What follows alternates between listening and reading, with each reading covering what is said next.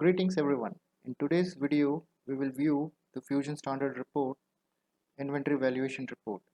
Inventory Valuation Report is used to view the value of an item as on given date. Let's view the standard report's output. These are the parameters. Now this is the output that we will see. As we can see here from the report, it displays the item value in ledger currency for selected parameters, and it also provides the cost breakup by valuation unit. At the bottom you will see the subtotal by category and total by the cost book that it will be available at the bottom of the output. So a very useful report for the business having inventory. However, there are various other reporting need by the business for valuing inventory which the current format does not support. So when report output is exported to Excel, output columns are merged, so which prevent user to create an ad hoc analysis for pivot. Also, the report has mandatory parameters for cost organization, cost book, and valuation type. That result, a user cannot view a total cost or total quantity across multiple cost books. So what business need? A tool to overcome this limitation and provide flexibility to prepare an ad hoc analysis, such as element-wise breakup of cost or total cost for the inventory org, or total cost of inventory org bifurcated by valuation unit, and many other real-time ad hoc analysis. In case a business has a setup of multiple cost book and cost organizations are created to suit their business need, they will expect to view a total cost across multiple cost org or cost book. To overcome the report format limitation and meet the business need, I have prepared an Excel file that gives a flexibility to perform the task we discussed. Let's view the output you will get from the Excel dashboard. It displays the total quantity, average price, and the total cost of an item across multiple cost books which you have selected. So it sorts the data based on the total cost from highest to lowest. At the top of the dashboard, you will see the slicers giving options to the business user to view the cost of one or two cost books within a combination of one or two inventories and category. For example, I would like to view the cost of all items under the Atlanta and Chicago for a category having a laptop or computer service or both. So this is the flexibility that will be available to the business. When user runs or filters out the data, they need to view the total cost and the filtered cost, a comparison between the both. So they don't need to drill at the bottom of this table to view the cost. The same is available next to the table, so where they can view the filtered cost and the total cost of all this parameters data and the percentage of this. So if I can say they might have selected the computer service, so computer service contributes 32% of the total cost across the organization, and the number of items. So here we can see the total unique item and the slicers or the parameters they have filtered that have what number of items. So it says 95% of the items are being selected in your parameter. So this was one view of the report that is available. Now let's view the steps required to perform by the user. So kindly note that we are not developing a new report. We are using the standard reports XML output and changing the format of the same. So a user needs to run the report inventory valuation report by going to this monitor process, enter the parameters of cost organization cost book. Once the same is completed, download the XML file and save it to the folder. Run the process for multiple cost books and the parameters which you need to accumulate, and save under the common folder. So this is one of the prerequisite. All your XML files must be under the common folder.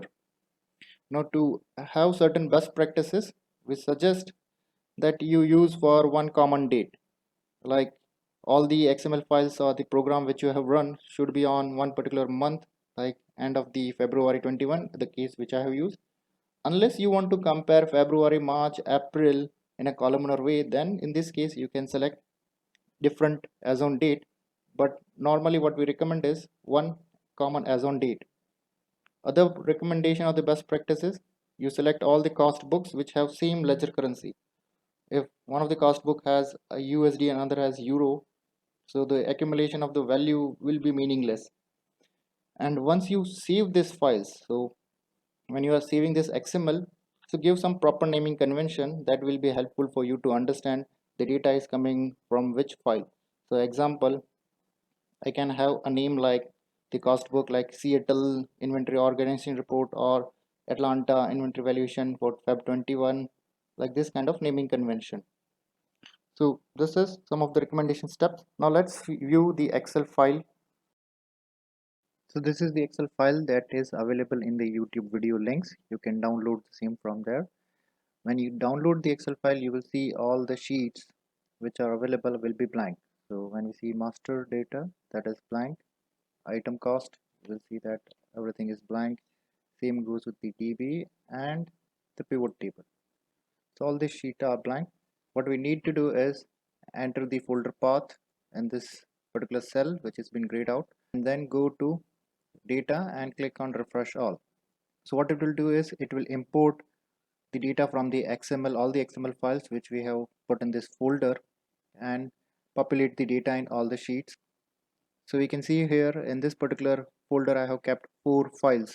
So 4 times I have run this report for US organization use operation cost book. You can see one of them is null.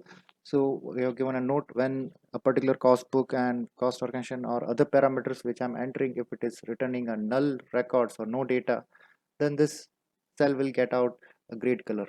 So we can see here we have run this report as on same date, and other parameters will also be there. So the user who have run this report and the date on which the report was run. So you can see that it is the latest data or it was very old XML file that is available. So that was the first sheet. In the item cost, you will see that the file name, the data which is coming from which file. So we will be able to identify all these files. So we can see here 3, the 4th file does not have any data. So we are here to able to see 3 names. Sequence is the same sequence in which the output generated by the report output will be there. So in this first output, there's an item A0000. So same sequence will be here.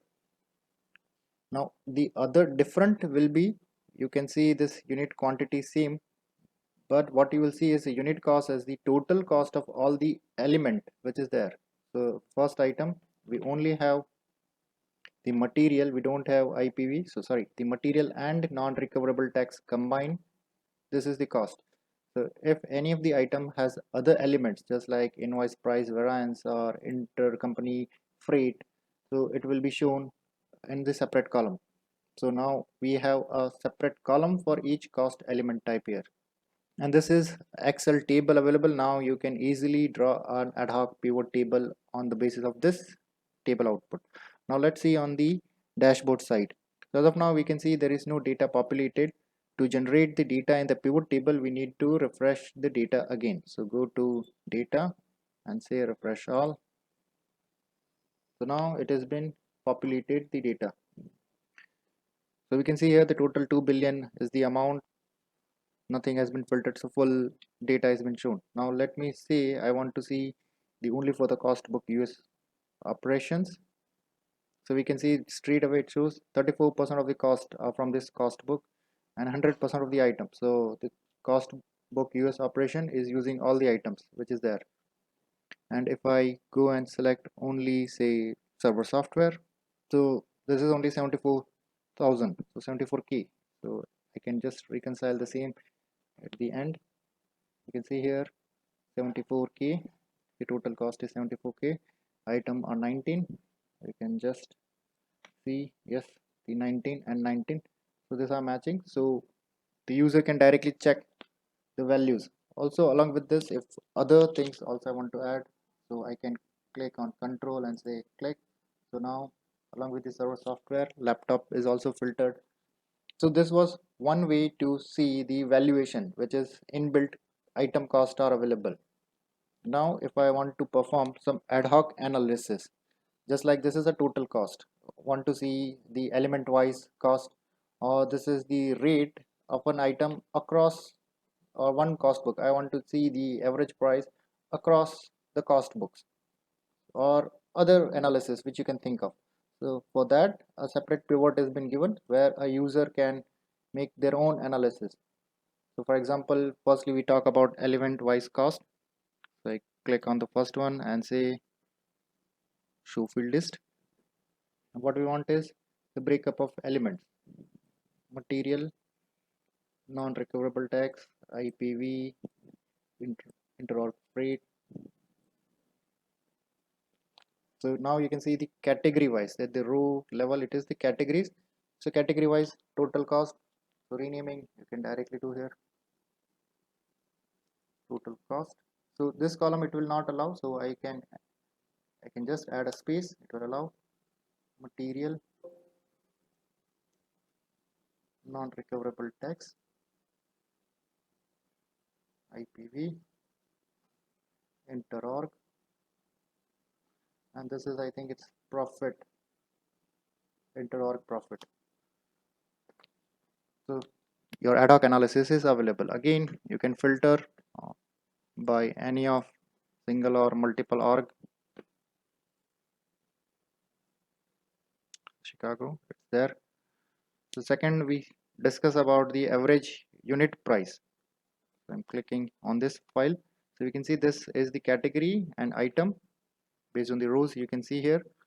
And in the value column, the point that is selected is the average unit cost, average of the unit cost. So you can see here the all the items, what is the average price of a particular item across the different inventory org. So I can see here this is more or less same, this is similar. Here somewhat variation is available in the vision storage resource. So again this mostly are same. Here we can see hard disk cost, here there was significantly low, $79. You can also think of many other analysis. Let me copy this and perform one more, like comparing cost across organizations. So instead of the, let me select just the cost, remove all other elements, profit and inventory organization from filter to columns. So you can see the total cost, or as on date the on hand value in server software in Atlanta is higher. As we can see, computer servers on Chicago is highest. And as this is a pivot, you can also drill down. Now we can see, let's say we will just filter some of the smaller one only. So casual apparels, I double click and now it will give me only the category which is casual apparels in a new sheet. Not required, my analysis are done, I can delete this sheet. So it will work on any of the intersection. Even if I want to see all the computer monitors across org,